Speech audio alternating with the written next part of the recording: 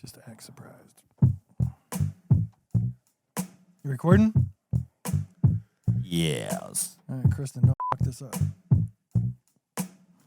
You got her.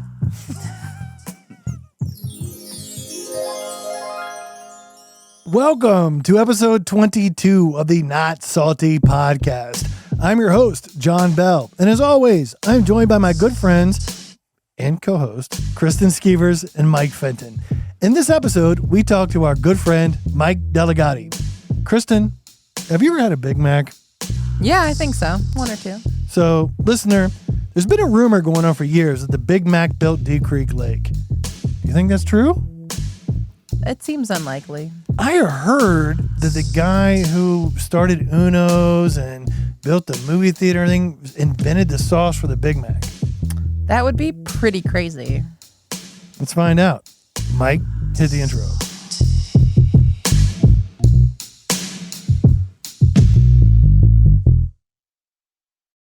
And here we go. Welcome to episode 22 of the Not Salty podcast.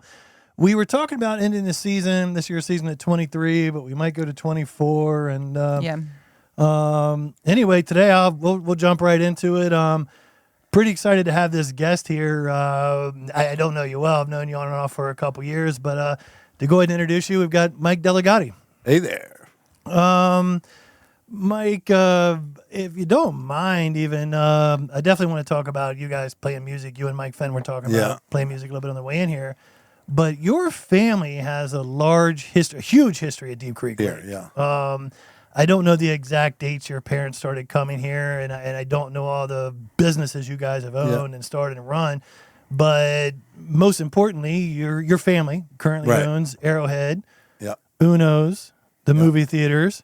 Yeah. And since I've started coming here, I'm going to say for the past 20 or 25 years, there's been a rumor about your father. And the rumor about your dad is that he invented the Big Mac. He did. Okay, that needs a mic then. drop. All right, so There's got to be a How does story, that yeah. How does that happen? How do you just so he was working for McDonald's? This or how has does been that a happen? legit rumor he around was Deep Creek a forever. franchisee from, I guess he had a car hop place in 1955, and he went to the From restaurant. Pittsburgh. You guys in grew up Pittsburgh, Okay. in Pittsburgh on McKnight Road. And he went to this restaurant show in Chicago, and he met McDonald's there. It was the only time they had a booth at the restaurant show, and they were schlepping McDonald's. So you actually met Ray Kroc? Ray Kroc used to come to our house.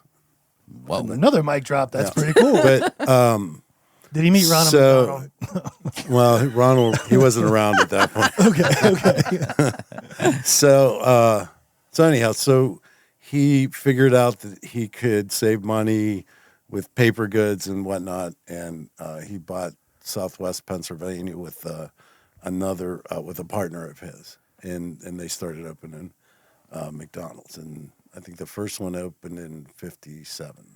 So your dad, Ray Kroc, and I mean, I saw the Netflix documentaries about what I know about McDonald's. Maybe it's accurate or not, but it was pretty entertaining. So your dad, Ray Kroc, and those guys started opening McDonald's, started franchising them, and your dad goes, "Oh, I've got a great idea. I'm going to put 2 patties on 1 bun," and here we are all these years later. Yeah, well, I mean, a little more than that, but he felt that he needed a larger sandwich to compete, and that was going to be a good idea, and it was tough to convince McDonald's to let him do it. And finally they said, okay, but you have to use whatever's in the restaurant. And so he was mixing the sauce up and doing his thing. And then when he put the sandwich together, the buns were, it was very sloppy. So he had the bun company make that club, the middle little piece. thin slice. Right. And the rest is history. They sold for 45 cents. We did it in Pittsburgh first in '67. That's and then it went amazing. national like a year later. No kidding. Wow. I wonder if it was Pittsburgh. How come you guys didn't put fries on the Big Mac? That would have been pretty cool. Yeah. That would have really changed Dumpster everything. burger. If you haven't been to Pittsburgh, I guess that's kind of a Yeah, Pittsburgh thing. Perennials. Some Oh, people is that put, right? French Oh, fries okay. on I their didn't know that. Sandwich. Yeah. Well, you tried Arrowhead has that sometimes. Yeah. Oh yeah. So that is pretty cool. So it's not just a rumor in a roundabout way. The Big Mac helped build Deep Creek Lake. Yeah, I think so, and I know my dad. He was coming down here. I don't know, since the '60s, maybe late '50s, and he had his first wife, and which coincidentally she lived to be 100, I think, and 1, and my dad lived to be 98. Wow. Okay. So there's a lot of longevity there. And my half brother Jim, he just turned 80. Yeah. And but he would they had a house here over on Paradise Gardens, Okay. and he spent a lot of time. Jim, my brother, was they had a water ski club here, Yeah. and they used to have a jump in front of the state park. Okay. And he was the clown that would jump up and do the tricks. So I've also heard about that, but that was before my time here. Do you have any idea what year that would have been? That would have been probably 50s. It had to be before the DNR took over. At least, nowadays, the DNR manages the lake. Department of Natural Resources manages the lake. I don't think they would approve that anymore. It'd be pretty cool if they did. We've seen the old pictures. Yeah, there's a really cool picture of a guy we have on our thing. He's in a lawn chair on a ski, Right. and he's holding the rope tow with his knee, and he's Yeah. drinking a beer in a lawn chair on a water ski, holding the line with his knee. It's like the best picture ever. But it's clear. I mean, like, it was wild times, 50s and 60s. It's always something drinking a beer. Something drinking a You beer. know, people are surfing. In 2023, we Kayaking. go, why do all these laws exist? And then we talk about stuff like that, and we're like, oh, that's why these laws exist. So there actually is, we'll bounce off your dad in a minute. I just think that's a really cool story.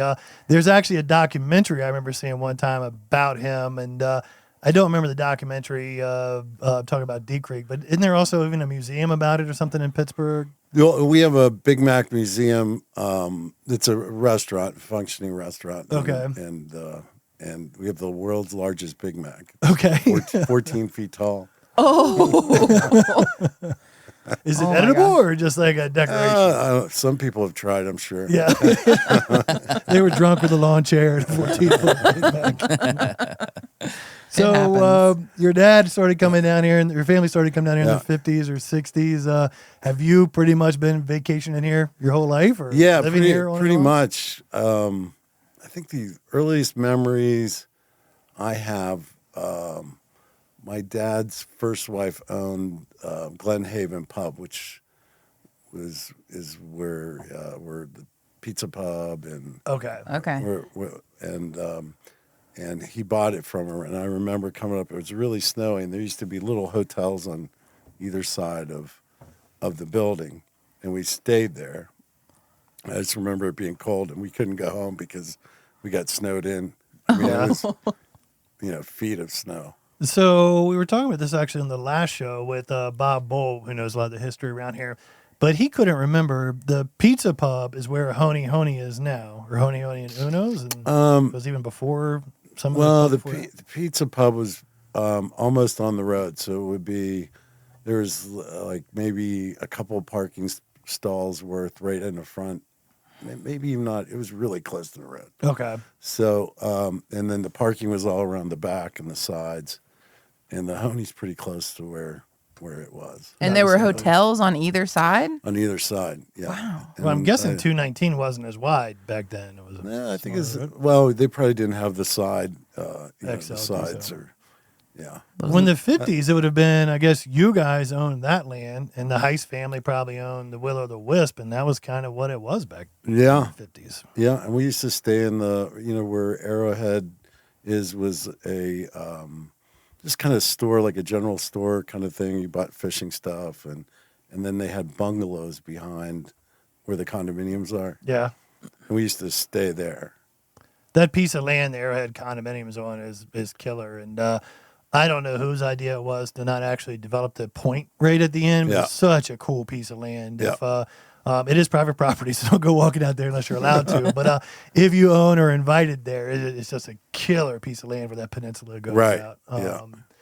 And I don't know who in your family's bright idea it was to open Arrowhead, but I think we can all tell you thank you. Thank you so much for Cheeseburger Thursdays. Three Cheeseburger Thursdays. Every convenience store ever. Breakfast anything all you day. need is in there. All day. It is. It sounds goofy to say that a convenience store is important to Deep Creek, but it's very important. It's got everything you need. I only get gas there. It's the fastest pump on the lake. Just so you know, I've Oh. Pump. Oh yeah. Right. Wow. Those are like fighting words. Wow. We're going to get a call after this. Exxon's gonna be over here in a minute. Like, what? I got superchargers. I don't know that I notice. My truck holds 40 I- gallons. I literally go. I do. 'Cause I go. I hate stopping to pump I go my do gas. something else. Like I don't notice because I'm inside buying a cheeseburger. I'm not waiting at the pump. I would have no idea how fast my gas pumps. You're so weird. Yep. So, what was it like growing up here? What do you remember? Part of our show is to take it back to, we all know what it's like now. I didn't start coming to Deep Creek, or at least remember it, until I'm going to say late 90s, early 2000s. Right. And I've seen a lot of growth. In the 23 years I've been here, I've seen a lot of growth. Well, I think the boom started at the dot-coms years, so maybe 97, 98. Okay. And then it kind of stalled and then took off again. My first trip up here was for Boy Scouts, and we stayed over where Fantasy Valley is now. Yeah. It was a little Boy Scout camp or something like that. And I don't know what year that would have been. That had to have been, I don't know, late 80s, early 90s. But I don't remember it. And then I remember my parents and I coming up here and vacationing. And my parents were the tourists that we make fun of these days because they didn't have a hotel or anything lined up. We had a boat, and the boat had a little cabin, and we pulled it up here on the back of the trailer, and we launched to the state park, and we slept in the boat. Actually, it was kind of cool. Johnny Marple, who owned Johnny's Bait House for a long time, which is now Bill's Outdoor Center, which is closing too. But he was actually really cool and let us park at his docks, and it was just kind of a neat thing like that. Yeah. But, Was your boat more than 26 feet long? knowing my parents, probably not. We were lucky to have you could have up to 30. Then. Oh, really? So that's a more recent change. We used to have scarabs on the lake, Wellcraft. They were like 29.9. Wow. They were, the like cigarette-looking boats. Yeah. Oh, yeah. Oh, yeah. There's still one. I don't know this guy's name, but you can tell he has a blast out there on like Saturdays or Sundays, and he just rips it up and down. Is it yellow? Holy Cross. I think it's a Donzi. White and yellow or something, and he's just. It's a cool looking boat. They used to land. There's pictures of like planes on Deep Creek. Like, we used to have helicopters land at the Honi. Oh my god! That's really? awesome. Yeah. Why? Just the guys were drinking and wanted to stop for a drink. Hopefully not. Good a reason as any. They weren't flying, but it was the miners, the coal miners. Oh, gotcha. The guys in the mines. That would actually be a neat podcast. We've heard a lot of stories about the old mining companies, the old timber companies, and all those guys back then. I think Tom Moran would be a good one to talk. Oh yeah. I talked to Tom Moran about 2 hours ago, and did you? it's very possible he hasn't committed yet, but we did talk about it. What else can we talk about? Well, so how did you go from your dad bought it off of his wife and turned it into the pizza pub, or like what was the trajectory there? Pub. Yeah. And then how did it get to Uno's? Because Uno's is a franchise, right? Right. Yeah. Yeah. So it was. So he did Pizza Hut or Pizza Pub, and then did the Honi Bar, right? And the cool thing about the Pizza Pub was you place your order at the bar, it was like a round bar, and then they would show old time movies, like silent movies on a projector. Like Charlie Oh, Chaplin. wow. or whatever Charlie outside. Chaplin, yeah, right. And then they had this guy Elwood who play piano, and he taped up his fingers and wore one of those hats, Yeah. and he was great. And then the Thunderhill Singers were the band of the day, and they would play, I think, Saturday afternoon, Friday night, Saturday afternoon, and Saturday night. Wow. It's a great piece of real estate, and it's just a fun place in general. It's funny when we'll be out of town and somebody's like, "Where are you from?" I'll say Deep Creek, and sometimes they know. Yeah. If they don't know, I'll go the Honi Honi bar. You've heard of that? And they're like, "Yeah, we know the Honi Honi." It's kind of that place at Deep Creek. How did he pick that name? Oh yeah. So he was at Trader Vic's in Chicago, and he and some friends of theirs, and they decided to get a drink, and they liked the Honi Honi was a Trader Vic's drink. Oh. And so then he named the bar that. Pretty easy concept. Where did all the animals come from? Like the alligator and the elephant? I had a picture that it's probably in the bar. It's me sitting on the elephant when I was like 3. We just brought it up there. Okay. And I remember it's on a trailer behind this van coming up here, this giant elephant. Oh my gosh. Put it in place, and then just a couple years later, they get that the whale, and then we were in the Keys and saw the alligator. I don't know, that was probably 15, 20 years ago. Yeah.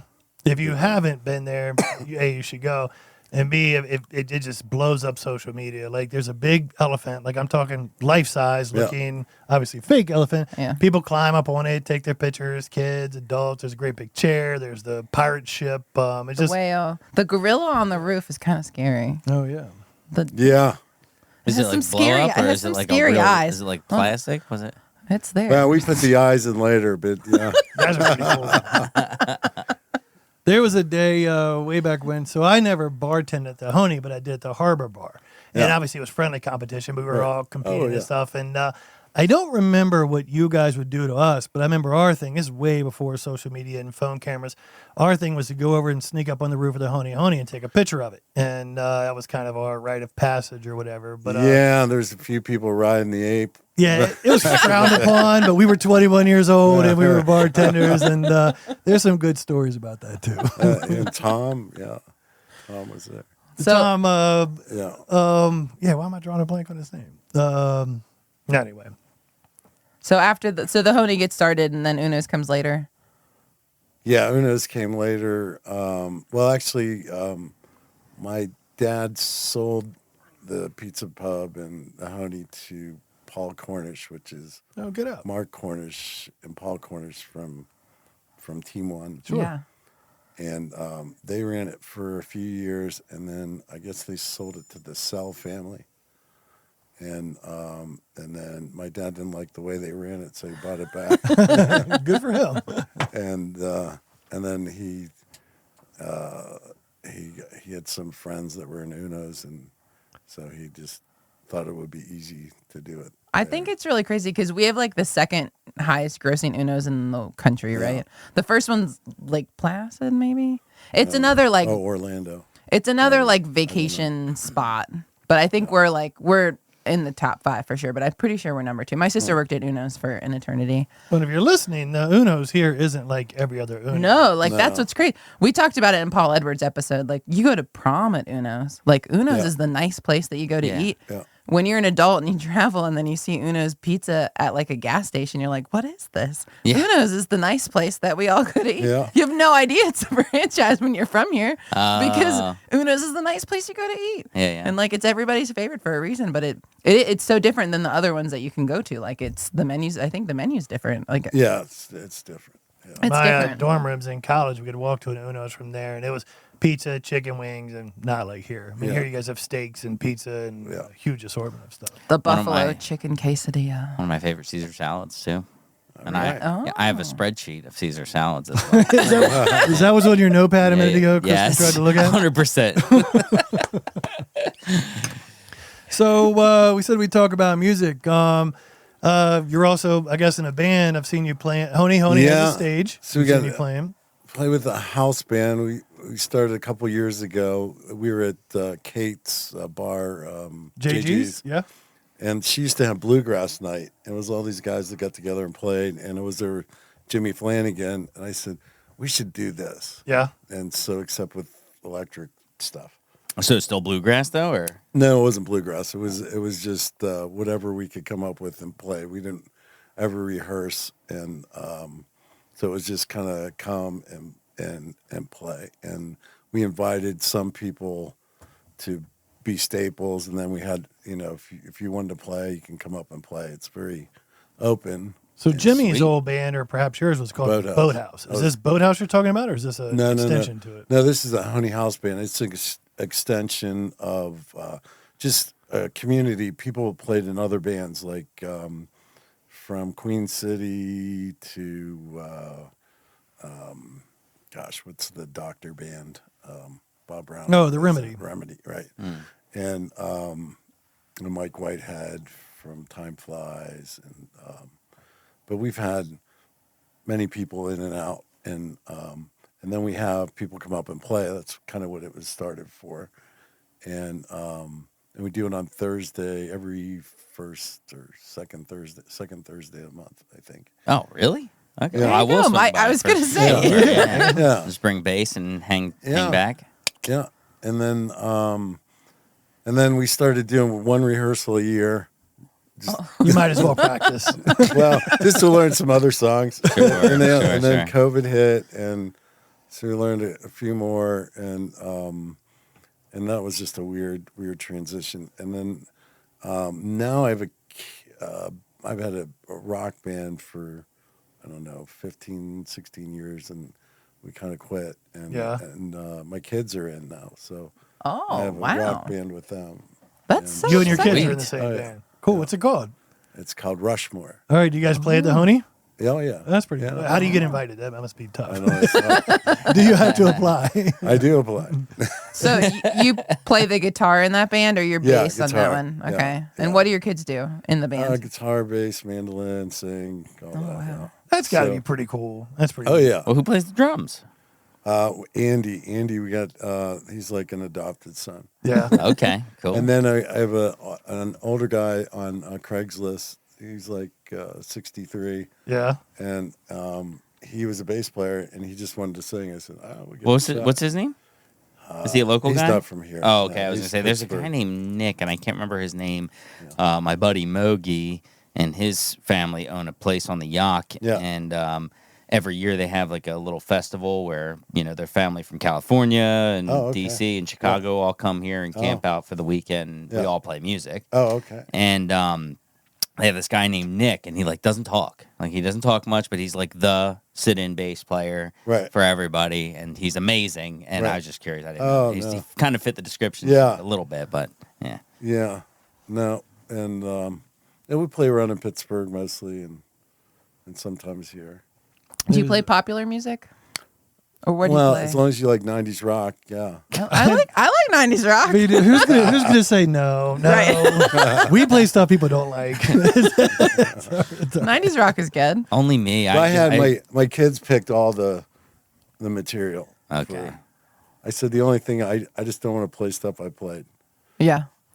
You want to play something new. Right. Yeah, okay. 90s rock was probably the best era for rock. I mean, it was a lot of Yeah. choices. Yeah, a lot of interesting. We can't get through with this episode and talk about the Honey as much as we are without talking about the D Creek Dunk and the Special Olympics. So, Yeah. So if you're listening to this and you don't know what the D Creek Dunk is, get online and Google it. It's for a really good cause. I actually did it 14 times, and I'm going to say I'm retired. I don't plan on doing it again. No. But, yeah, I don't know, maybe. But right now, I should maybe round it off at 15. But 15. It's a fundraiser for the Special Olympics, Right. and you do it once a year. And normally the lake is frozen. You cut the ice out, and what happens is everybody runs and jumps in the lake and comes back out. And it's for charity, and it's kind of fun. And you have a couple of drinks first. I'll have 2 or 3 gin and tonics before you go in, so you're feeling good. And when you come out, you're feeling totally sober. Like, it doesn't take very long to wake you up. Second wind. And it is neat. Like, I will tell you, I think, in my opinion, the colder it is, the easier it is. Like, if it's say it's a 40-degree day and the water's 32, it feels super cold when you're running in and out. Right. If it's a 20-degree day and the water's 20 degrees, it's 32, whatever it be. It just doesn't feel quite as cold. Right. But the warmer it is, I think the harder it is. And then because obviously you're hanging out. I longer agree. and getting And if in it's a out. little bit rainy, it's not. Yeah, no, if it's rainy, it's nasty. The one year, probably my first year, I messed up. I really don't know what you're supposed to wear, but the first year I wore work boots into the lake. Like when I was in a bathing suit and work boots, and I thought that was a great idea. It's not a good idea. It was a horrible idea for several reasons. One, my feet kept getting stuck in the mud, and two, when I was getting out, everybody wanted to talk to me, and I was like, "Look, I've got 2 gallons of frozen water on my feet. I gotta go." So I don't know what you're supposed to wear, but it's not work boots. I'll tell you what you're definitely not supposed to wear. I wore an Under Armour base suit this year. Oh, and so when you get out, your skin just burns because you have like ice water sucked to you when you get out. And not only that, I had my hippie outfit on the outside, so it was like soaked water, and then like this. I have a great video freezing cold of him. So I had a 360 GoPro this year running in, and Did you watch me baptize myself? And Mike takes like 3 steps and face plants in the water. No, I turn around and go backwards. It was pretty amazing. Yeah. You just wear normal clothes, but shoes you never. I'm going but in like shoes just you don't like, care about. How about a bathing suit? That'd be better than a bathing suit. Exactly. Yeah. I will say, don't wear Crocs because there were multiple I'm people. Gonna lose it. Yeah, they float. So Besides, people like their Crocs flew off while they were running, and then they're floating away. Yeah, because people they do were float. missing Crocs like crazy. Yeah. The great year of the one Crocs. Was it me and you that decided to go under the ice and we got yelled at? No, not me. One year I did it one year, and it was her I was with. Dare you? They cut the chunk out of the ice, right? And we all go running in there, and I was like, "Look, I'm going to duck under and come up under the ice and come back out." And in my mind, that was a great idea. And so dumb. it was idiotic. You're like, where's the hole? Yeah, the people the security people that are helping you really thought it was a stupid idea. They were like, get out of here. And I was like, no problem, I'm out. It's cold. Like, why was it gonna stay? So how did that event start? Well, they had a big plunge in Annapolis. Southern Maryland's right, too, and then but it's not as cold down. So they wanted to expand, and then they did the Shiver in the River, and then they did the Deep Creek Dunk, and they just came up looking for people that would help them, and we just kind of jumped in. If I remember right, you guys average, or the Special Olympics average, is $100,000 in donations that day. I mean, it's a huge event. It's so fun. It's one of the best. I mean, it's fun. I love it. I like would getting stay in cold water, so all day. I would stay in that water. They made me get out in front of everybody. I had a bet to stay in for 5 minutes. I did it twice in a row. I did it back to back one year. Yeah. Because so anyway, I went ahead of my group. I told the divers. I joined the line of divers actually, and I was like, I'm fine. I'll say my alphabet backwards. Like, I promise I'm fine. And the divers are like, cool. And I was like, listen, I have a bet with my boss. And I'm pretty sure it was only $10. It was not that much money.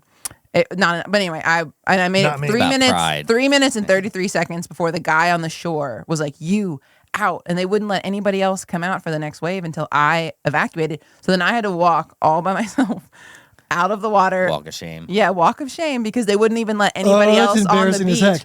I know, it's embarrassing. I was there.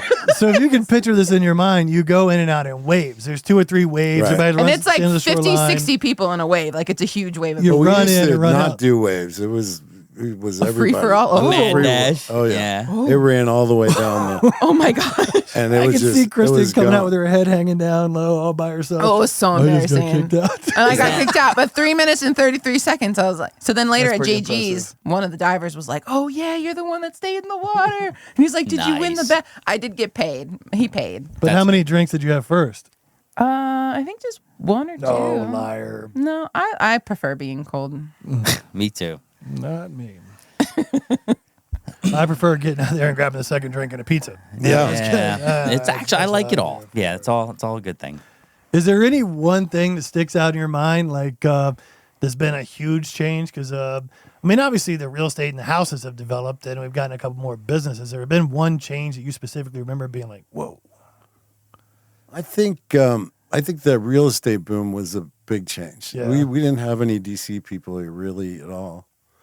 And then it just kind of flip-flopped over a few years. They didn't even know Deep Creek existed. Well, before Interstate 68, it was really hard to get here from the DC area. And you're right. Gosh, I don't know statistics, but okay. in the early 90s or whenever, it was majorly Pittsburgh. It was still vacations. there. I mean, 68 was 48 before. Oh, okay. Yeah, they just changed the name. Oh, now I'll go. Now it's probably 30% Pittsburgh tourist. I'd say it's probably 60-70% people from DC, Virginia, Maryland. So I was thinking about that. So back in, I don't know, the 90s, early 2000s, the Lascaras family pretty much owned Glendale Road, and there weren't houses there. And if you fast forward to 2023, there's houses on every nice piece of lakefront everywhere. So you're right. In 20 years, you saw an entire mile stretch of lakefront get developed. Wow. That's pretty crazy. Yeah. There's a picture of me at the fairgrounds with my horse, and the background has like Wisp.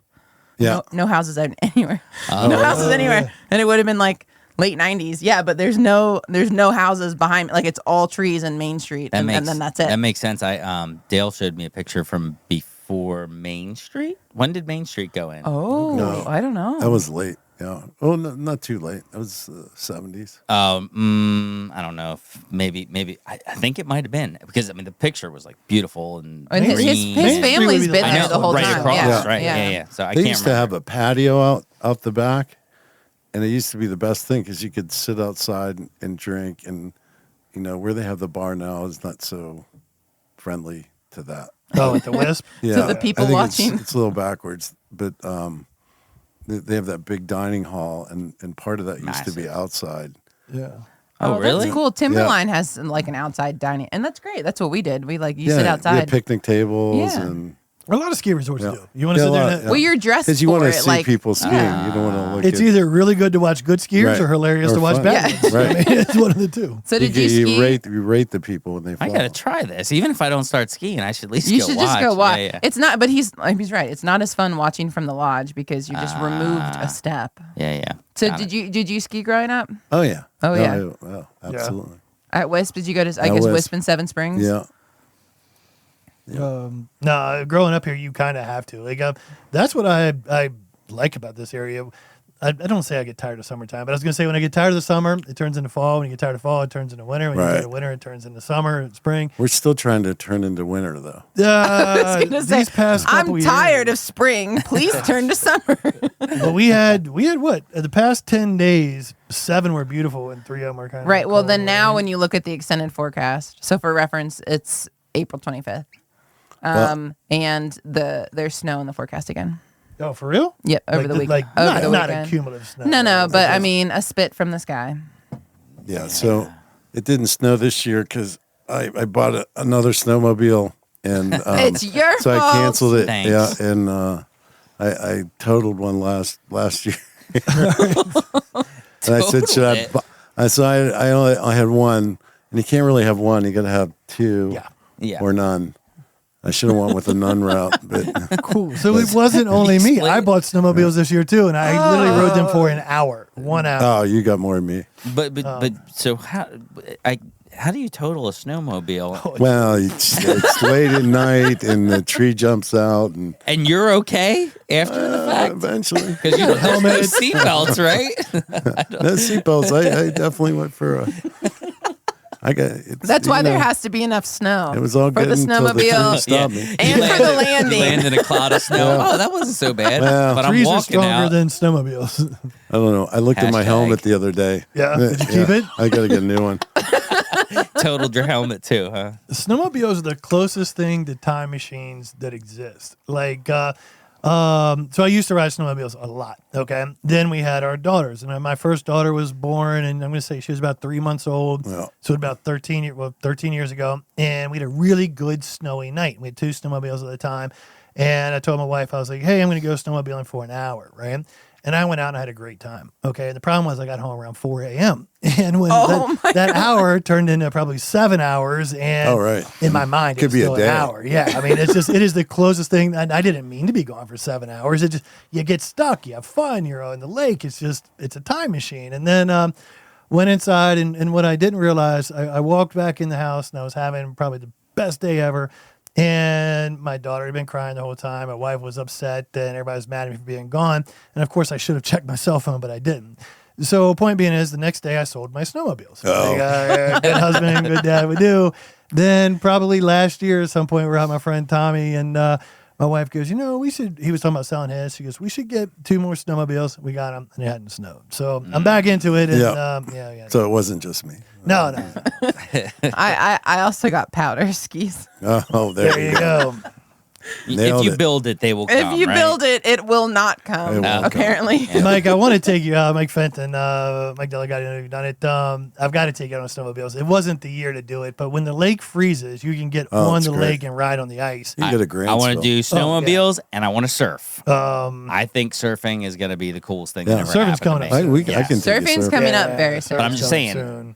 But help a brother Noel, out. John's wife has to drive, though. Okay. He's a horrible teacher. My wife's a better boat driver than I am. She's a much better boat driver. Yeah. Okay. So just me, you, and Noel are going to go out. John. Whatever the case may be. John can work. Okay. We'll take Can I at him least sit there and have a beer with Mike or something? Come on. We'll have a beer. John, Mike is I like surfing. Mike, I'll hang out with you. They're we can kicking me off surf. my boat. Can I come out with you? Yeah. We'll drop John off at the Honi.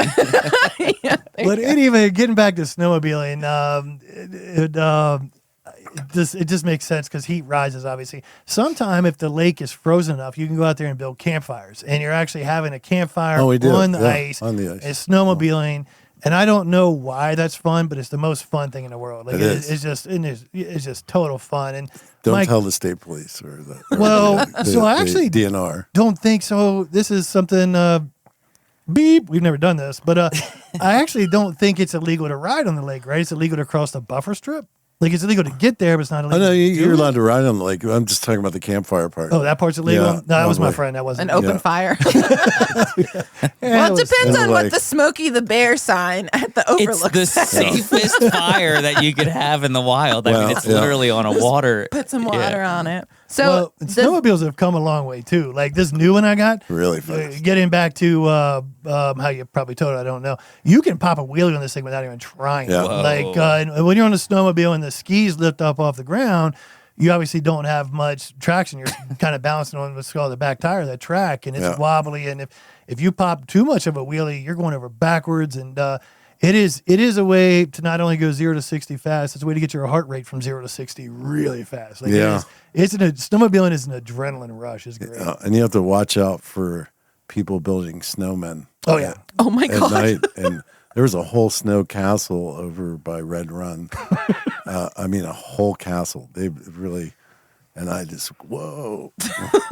Right through it? No, I didn't get through it. No way I could get through that. All right. Well, and the ice fishers, because if you're on the lake at nighttime, and the ice fishers cut the hole in the ice to fish. I was gonna ask, can you catch a ski on those holes? I've hit them, but you The always heaves are bounce the off. bad part. Okay, You know, when the okay. heaves, That's when you go flying. that's when off. the ice pushes together and pushes up in the air. Okay. And so that's why you always want to ride in the daytime to see what's what.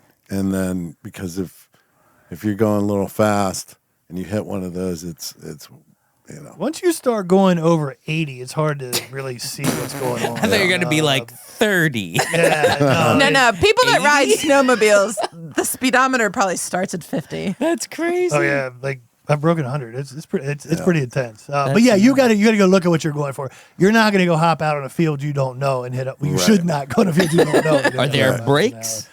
There are, brakes, but you it's still sketchy too. Kind of. If you've got brakes and you're on powder, It's a little pole that drags. Fred Flintstone. If you're on ice and you let off the throttle too fast and you don't have skags in the back of the thing, you'll start spinning around in circles. I'll take you out. Has anybody ever lost a snowmobile in the lake?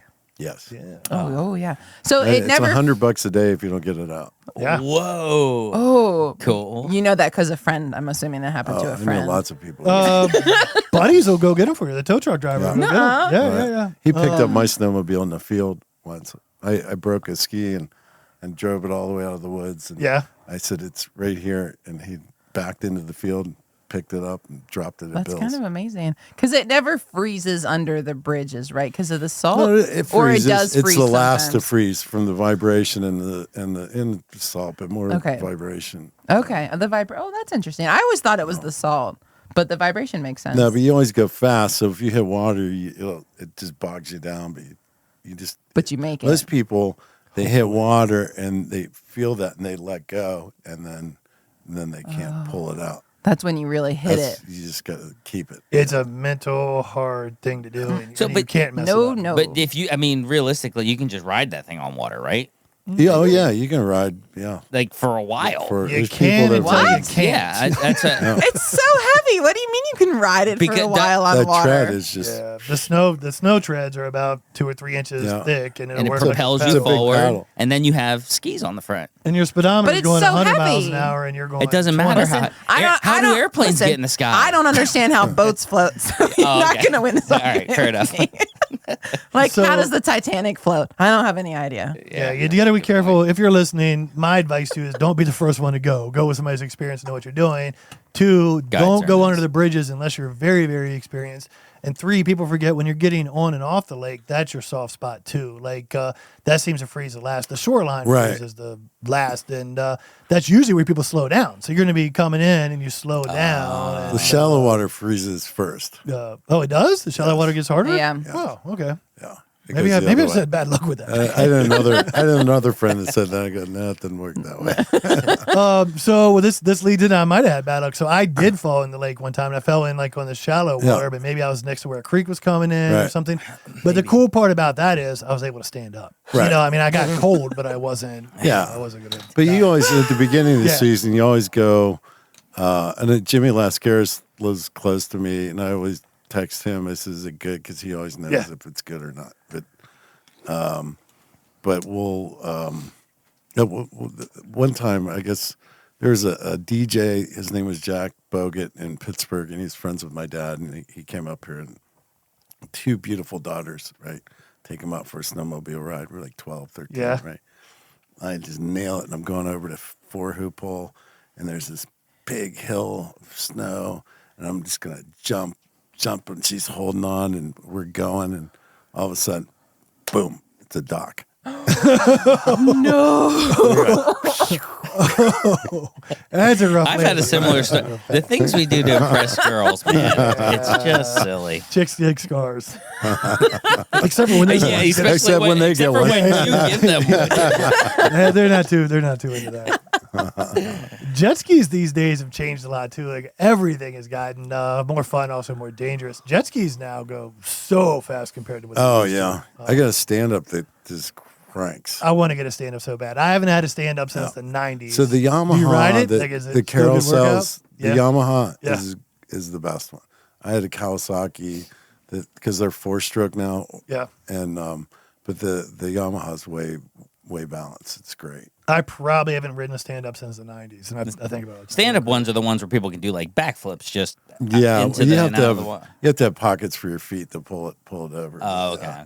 Most people are just happy to stand up and cruise around. Like, I mean, it is like you're hitting waves. I got a Sea-Doo, I guess, 2 years ago, and it was used, and I didn't realize quite how powerful it was. And talking about the dock story, it was in the summertime, went out, and I saw a wave, and I was going to jump it, and it was the first day I was on it, and I hit that wave, and I nailed it. I mean, it was perfect. I was 6 feet in the air. The back of the jet ski was 2 or 3 feet out of the water, so the nose was 7 or 8 feet out of the water, and all my friends, my wife was watching. I looked awesome, right?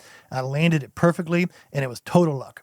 Like it scared the shit out of me. Like there was no way I should have landed that. And everything that could have, there was an angel on my shoulder that day. I should have wrecked that jet ski if it worked.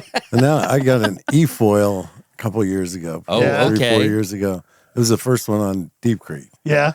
And they didn't know how to title it. And, at the you have to get titles? I guess I'm in Cumberland trying to figure it out. I go, well, it's, you get on it. And here's a picture of it. It comes up in the air, and so they had to call the big office down in Annapolis. Yeah, the nicest ladies working there, and they were going, "We're going to figure this out." And I go, "Okay," and so because I didn't know if I had to get it, but it's electric motor, and you have to have a license, right? So we got that, and that's been a lot of fun. They'll probably. So you don't have to like pump or anything. You don't have to pump. I'm not a big pumper. I'm too old to pump. It's hard. You just ride around like a surfboard in the air. Then pretty much. It's like flying. It's fun, and then we've been foiling behind the boat, and friends of ours, Jake Neal and his kids are real good at. They can pump from one wake over to the other wake. Yeah. mean, they're great. So what happens if you fall with an electric foil? Do you just... Well, you just got to make sure you don't hit the foil.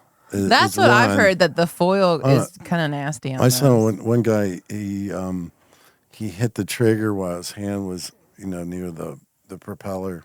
This was in the Outer Banks, and it, caught him pretty good. So you have to be careful. Can you get started all over again, like in the water? Oh yeah, like that's how you start. Oh, okay. They start in the water. Oh, okay. I mean, I didn't know if you had to be on the dock, float on the dock, and me being real big, it's not the prettiest sight. Me getting up on that, but once you're up, they're going, "What's he doing? What's he doing to that board?" I think, and everybody can't believe it. If I stand up, everybody claps. It happens every time. I'm doing a lot, guys. Relax. I think those e-foils will get more traction because surfing's fun, right? And part of the fun is surfing is you're out with all of your friends and you've got a big group to hang out with. And it doesn't hurt when you fall. No, it doesn't hurt unless you hit the boat. But that's what I mean. But wakeboarding and water skiing is wakeboarding hurts. Big risk, big hurt. Yeah. But wake surfing is you just fall in the water. Yeah. It's a low exactly impact. Why I want to do it. I think it's going to be good for me. I don't think I even wakeboarded last year.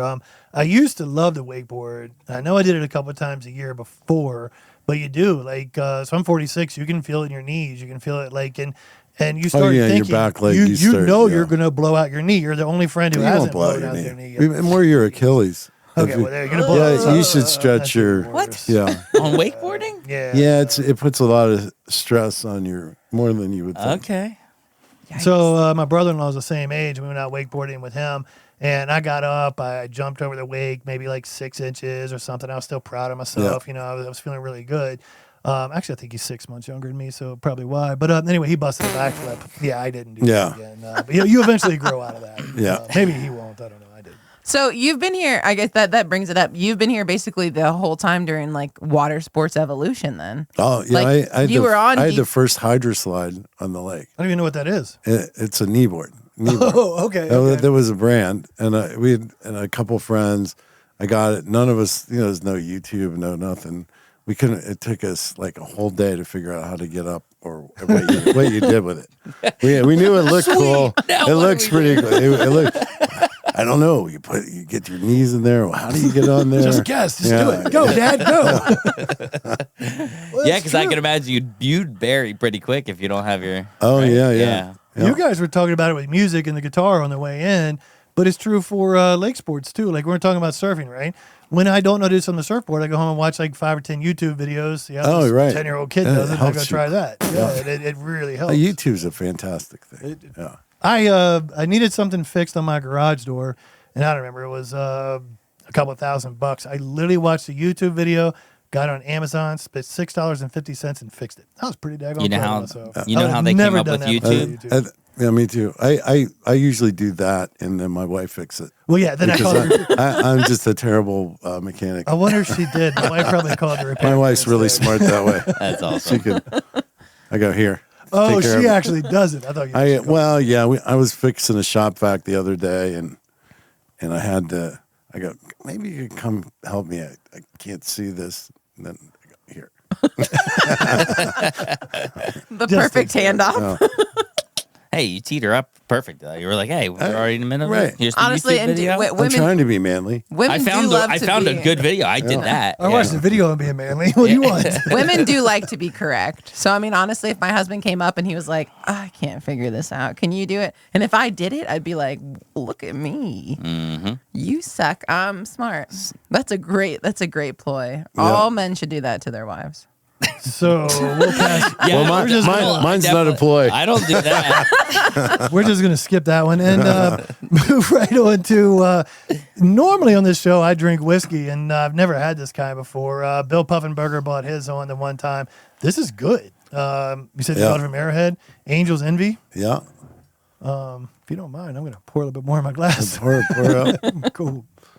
And even last time I speak about Arrowhead, you guys do have a great liquor selection in there too. Liquor, beer, and Kristen brought it up. You even got your own place where you can mix and match. Make your own six-pack, which is pretty cool. Yeah, they have little cardboard 6-packs, and then you go around and you can build your own. It's super cool. It's like, I mean, it's the only place around. Like, nobody copied that. You think of all the ideas that someone has and people copy it. Well, they're gonna now because everybody listens to this show. Good luck. Our million listeners. We are getting a bunch of listeners. It's pretty cool. So I don't know if you've listened. Well, actually, you told me you never listened to the show before. So thank you for coming on here first before you listened to it. You may have not said you yes. didn't even know. I had no idea what I was doing. Just do it. Go sit around and drink. It's great. That's why people come. Like, I mean, honestly, we forget we're recording sometimes, which might be dangerous. But Kristen does have a question for you. Yeah. Well, what's your best Honi Honi story? We ask it to everybody. Every podcast we've had, we ask that guest their best Honi Honi stories. Some have been lame. Some have been really, really, really good. Really good. Like Jimmy Rayleigh was on a lawnmower at the Honi. Riding Tony Durr's back. Were you there? I think that was the only day Jimmy had been. So of all the times that you could talk about. Oh, no. Yeah. There you go. Oh, you've got good stories of Jimmy? Oh, yeah. Oh, we might have to bleep this, but I'm all right. All right, we'll pass on that. The only Jimmy I've ever known has been the triathlete workout. Work hard. No, we used to ski as kids. I mean, Yeah. he's probably 6 years older than me. Yeah. And then I remember he started a little ski shop. Okay. That was, Heard about it. The land his parents had, and then that turned into high mountain sports. I mean, so many years later, but and it moved. But no, Jimmy's a great guy. So he was a kid once too. He was a kid once too. Well, he stayed a kid. I remember he had a Porsche and he just got it. I was probably 16. He's probably 20 something, and he goes, "Mike, let's go for a ride." I go, "Okay." And it is a 930 Porsche, which was really fast back then. It's probably 1980 something, 80, and so we get in the car and he just hammers like first gear. We're like 110, Oh, wow. 219. Oh my God. And then we're amping it up, and we passed this cop, and we were going so fast he didn't even turn around. He's like, that was Jimmy. And he said that the cop did pull him over a couple days later. Oh my God. Oh, he did. He stopped him. And was like, hey, he goes, slow it It's like, down. I know it was you. I know. Yeah. I know it was you. It was not Jimmy, and it's a friend of ours. I'm not going to mention his name, but a mutual friend of ours has a Lamborghini, and he let me drive it maybe a year or two ago. And it was one of the ones that had you shifted the gears on the steering wheel, and I'd never driven one like that before. And in my defense, I didn't realize how fast I was going. I passed Lowe's about 110. Oh, and he looked at me. He's like, "Hey, you might want to slow down." Yeah. And those cars, you don't realize you're it's going very fast. quite that Yeah. fast. Yeah. Wow. Yeah. So no, I would have loved like it. Honi stories I have lots, and like the PG one. Oh, it doesn't have to be Yeah, it could be PG. I know PG-13. for me probably should be. It's a Yeah. good idea. But Bob's was pretty good. If you didn't listen to last week's episode, listen to what did Bob's. Bob do? We have to listen to find out. He told a story about a lady, and he called her a tramp. Yeah. Bob, boy. Schoolhouse train. I don't know. how old did Bob say he was? I forget what he told us, but it was just really funny to hear his story. And, You should get Bob Browning in here. He would be really good. He's coming back on Sunday from Florida. Okay, Bob. Oh, good. He's Okay. on my list. Yeah, That'd be a great that's idea. a good one. Yeah. All right. So your best PG Honi story. Okay, PG. This is back in the old Honi days, and with the first bar, and I don't know, probably in our 16, 17, and we were playing football. Mark Cornish was on one team. I'm on another team, and we're playing near the Elephant. And these guys from Uniontown were playing, much older than us. And one guy's wearing a sombrero that's huge. and Mark's, I remember the guy's going out for a pass, and Mark's quarterback, and he's hanging it. And he's waiting, and then he throws the ball. And the guy catches the ball and he immediately turns around and he hits the elephant. Oh. And the elephant goes back and forth like this. Yeah. It didn't fall over. Oh my God. And he had a big divot in his head, and he was just laying on the grass looking up. So the elephant won. The elephant won. Didn't the elephant get replaced? Isn't the elephant now No. a newer one? That's the same one? I Same thought his one. ear got All of broken them off the or same. something. Oh, that's No? amazing. That's the Oh, same yeah, one. the tusk didn't make it, I don't think, a year. Oh, okay. Yeah. Okay. But the trunk has made it, which is there used to be a hole up in the elephant, but I'm sure lots of kids were born there. But maybe so. Inception. That might be what Bob was talking about. Brian, I hope you're listening. Welcome to Deep. The hole is not there anymore. Insurance reasons. The other thing that we normally ask our guests is, so we're the Not Salty podcast, right? Because we're at Deep Creek, which is not salty, because it's fresh water. Okay. But we like to know what our guests are salty about.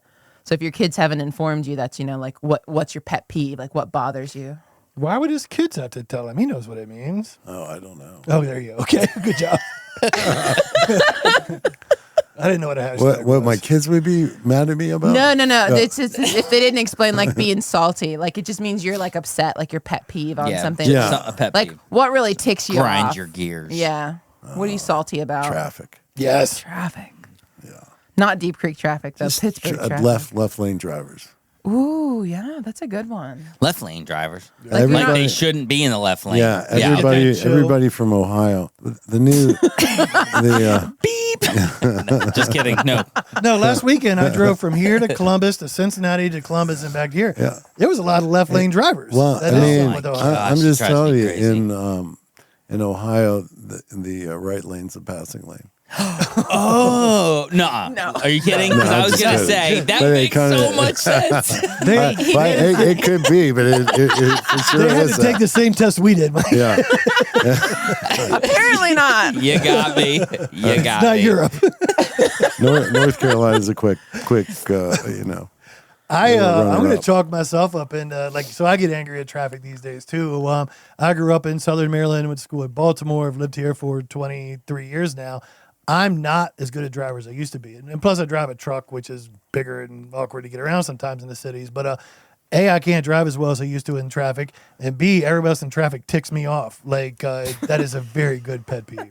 Yeah. I even love how when you're in the snow and not here locally, like locally, people are like almost overly conscious about it. Like if it's just a little bit of snow, the tourists drive real slow because they're on vacation, whatever. But I think it's funny. You'll be in Pittsburgh and there'll be like a dusting of snow, and people clicked it over to 4-wheel drive and drive 80 miles an hour. And I'm like, that's not going to save you. It's not That's gonna not what stop. 4-wheel drive is meant for. it's the stop. Yeah, that's not going to help you. Yeah, I've dug many people out of snowdrifts here. That's one of my favorite things to do. I've got a tow strap in the back of my truck, and I did it up in Mountainside this year. I had some customers with me, and these people got stuck in a driveway, vacationers, and they were all freaking out, and they're trying to push it. And I was like, just wait a minute. It's cool. I've got a strap. I'll pull you out. And I look like a hero, and it took me 7 minutes, and it's a lot of fun. Did you give him a business card? No. And in case you're interested in purchasing, they were in a Toyota If you had a Corolla. garage, you wouldn't be in this situation, and you know what comes with a garage. a house.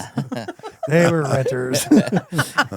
That's how it starts. That's it. No, but when we have renters coming in to check in, and they come into the sales office, I'm always like, yeah, but when you're ready to have your own, come back and see us. You know? That's it. You gotta They do gotta start laugh. somewhere. It's a good joke. Yeah, it's not a joke. It's serious. Well, yeah, you're right. It's serious. Well, I've driven past for people to, runners to check in and on the ridge, and just had to plow down snow for them just to get up. And Oh, yeah, and absolutely. then I get in their vehicle and drive it up because Oh, my God. it's not going to happen. They're not going to make it. 90, Todd Tasker was the one that taught me this, and he was right. 90% of the time, you probably could drive yourself out. Maybe not 50% of the time, you could probably drive yourself out. If you know what you're doing and you're stuck, most of the time, Todd's way better at driving than I am, but you could probably just drive them out. Right. If they weren't afraid to do it. These days, though, I get so weird about, I'll drive you out, but then what if I wreck your car? You're going to be ticked, whatever. It's just, it's a weird thing. Well, they don't know my name. I have a snowmobile. They're stuck. They're stuck. Where are they going? Man with a snowmobile. I got a helmet on. They can't tell who I am.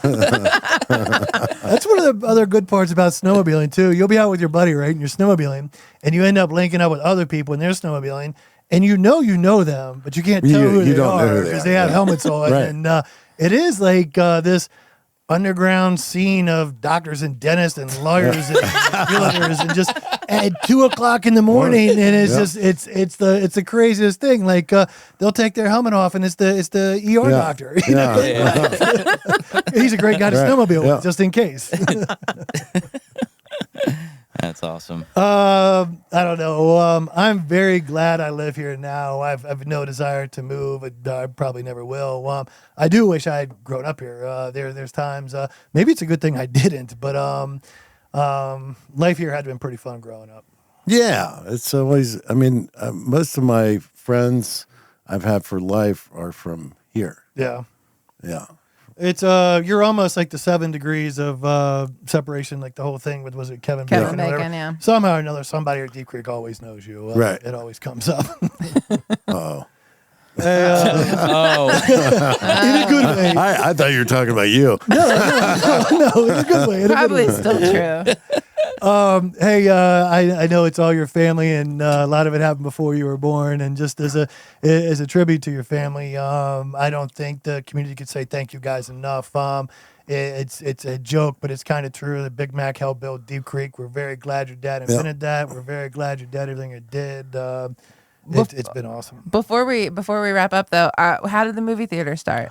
Oh yeah. Oh, movie theater. Like, what was there something there before? Because like my whole life, there was nothing there before. Was there ever like a drive-in around here? Yeah, there was a drive-in. Funny, a funny story about the drive-in. Which is, Little Sandy's used to be Harvey's back in the day, and so they had a drive-in right across the street where the church is. You can see where the church was. Mm-hmm. And on Friday and Saturday night, they would show like soft porno. Oh my God. What? That doesn't sound like Garrett County at all. At like 12:30, 1 o'clock at night. So it was Cinemax before Cinemax was a thing. Could you see it from the road? Yes. Oh my God.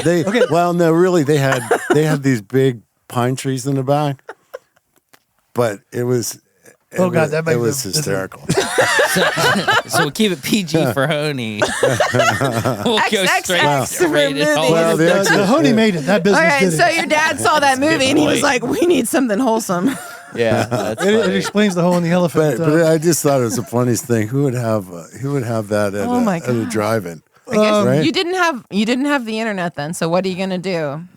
Yeah, you got to go somewhere for it. I mean, you weren't even allowed to drink on Sundays. Right. That's what I was about to bring up. Softcore porn on Friday and Saturday night. So they would have like you would drive in, you did like a double feature, like Freebie and Bean and Slapshot, and then everybody had to leave, and then that's what I was a young kid, it was a little motorcycle. That's where Jimmy was taking his Porsche. And I go, I'm gonna go see what's going on here. And I go, oh my. So I forget about that. Mike just brought it up. Until 5 or 10 years ago, you weren't even allowed to drink in Garrett County on Sundays. So, well, you could drink at your homes, but you couldn't drink at bars. You couldn't buy. And I actually thought it was a good thing back then because you had to have a day off. Yeah, there you go. So I loved it when I was bartending. I liked that you couldn't have bars open on Sundays because I got a day off. It was great. Yeah, and all you did was buy twice as much beer on Saturday, and you were fine. Yeah. Yep. Yeah, you do learn something new every show. All right, so there was a drive-in, but then the movie theater, Garrett 8 Cinemas. Yeah, then that started. I think in '98. It was I think it was May. I was living in Florida, but I remember when it opened. They had a charity event. I think my dad had a charity event, and it snowed. Oh, it was snowing. Yeah. And I think that was the one and only time where you could drink in the theater. Oh wow! And yeah, and so it was just started to see if there was enough folks that could support it, and it needs some supporting now. Where the movies has been a tough I would imagine industry, that COVID just kind of turned that over. Flipped it over. I mean, I think we just had broken even, Yeah, I'm not that involved. So, but my mom, she's 85. She runs it. She's on it. She's crushing it. Listen, if you haven't been in a while, they did remodel all of the theaters. All of the seats are new. So it's a different experience before, but you still get like I always loved as a kid going because you see those old pictures. Yeah. And I mean it's the same pictures you see at Uno's, which is cool, but you might not be in the same booth at Uno's. Again, Uno's is the nice place that you go to eat. Yeah. So they have like old pictures on the walls at the booths in Uno's. But when you go to the movies, you can see all of the pictures at once. And it was great. And it was the best because like you go early and you get to see all these old cool pictures of Deep Creek before the movie started. Yeah, it was like I mean, pictures. It was. I mean, it's like nostalgic, but there have been tons of updates, and it's really great. I think, and I hope the movies will come back. Like, I'm a movie guy. Like once in a while, we'll watch movies and rent them at home or whatever. But the problem for me is if I rent it at home, I'm going to want to watch what I want. The kids will go watch what they want. My wife goes watch what she wants. Right. We're not together, right? And my big thing is if I lay down on the couch and watch a movie and pay $15 to watch it, I'm going to fall asleep. I do it every time. I enjoy going to movies. I think it's fun. Plus the popcorn. My wife also makes me do it. I think it's the dumbest thing ever, but I love her, so I do it anyway. We will stop by the movie theater just to buy popcorn to take it home. Yep. I think a lot of people do. I think we're part of that. That's part of the problem. But yeah, we did that. No, not to watch movies. I mean, just on a normal. No, I know. We stopped. You stopped to get popcorn, but Garrett had Titanic back in 3D a couple weeks ago. In 3D. In 3D. So me and a couple girls from work, we went and watched it, and it was amazing, and it was incredible. See people falling off the ship. In 3D, they're right there.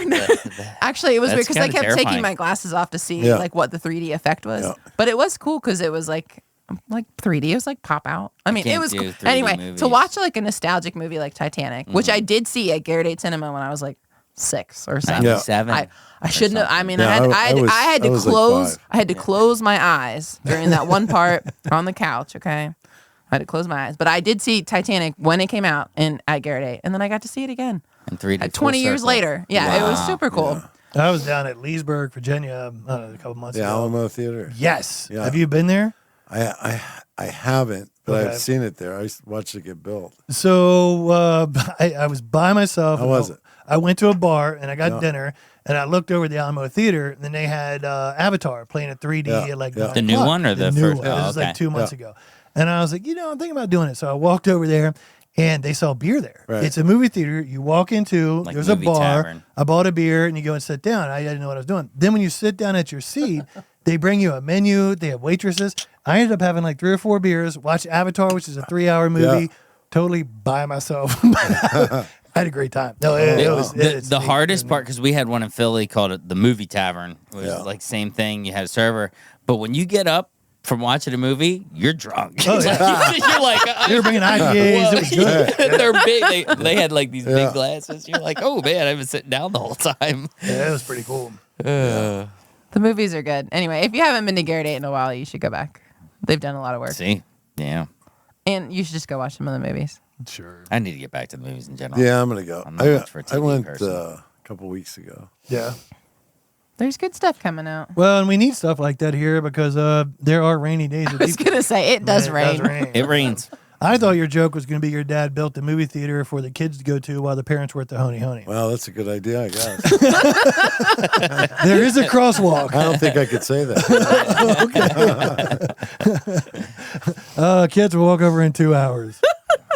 We'll pick you up. Actually, you used to date night when you were, if you grew up here, you did a little date night. Your parents would drop you off at the movies. Yeah. And you'd meet a friend, and you go watch a movie, and maybe you hold hands while it's on. Good grief. And then your parents pick you up, and I didn't do anything. I was just at the movie. I wasn't holding anybody's hand. I wasn't at the Honi Honi, I promise. We watched this entire movie. It was 3 hours. Actually, I did have my first drink at 21 at the Honi. Sweet. My first drink ever at the was it a shot? At the Honi. What'd you have? I don't think so. There's a picture somewhere. I was 2 hours late to work the next day. You can imagine. I had 11 car bombs on my 21st birthday. Good Lord. And then some. Holy I had 11 car bombs and probably 5 shots and then some more Guinness. And mine was the goal. My night was to get a shot of every color. But I did become a legend that night. That's a good way to throw up a rainbow. What?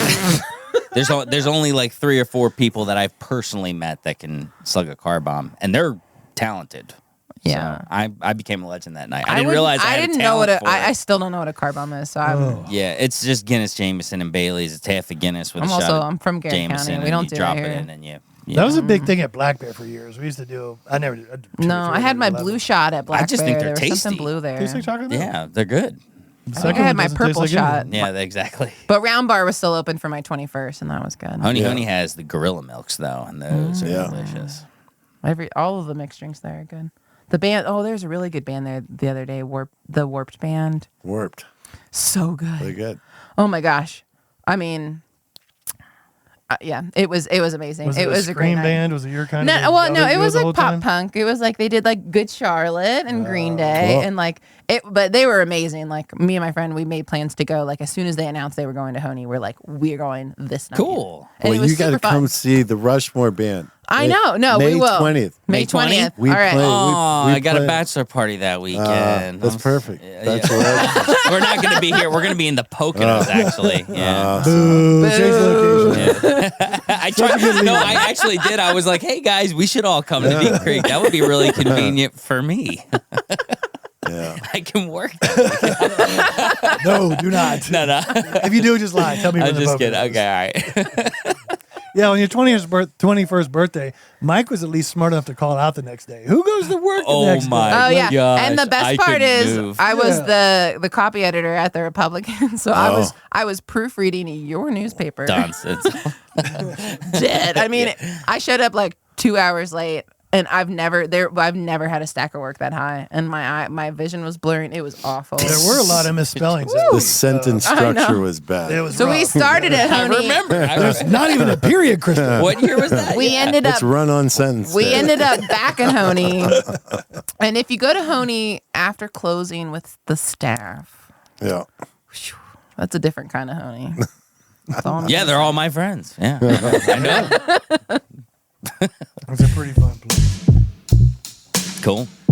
Awesome. All right, that was the only question I had. All right, we're good. Mike, anything else you got? That's all I got. Hey, man, thank you. Thank Thanks you, for guys. coming on the show. Thanks for being a huge fan of Deep Thanks. Creek. And this is the outro.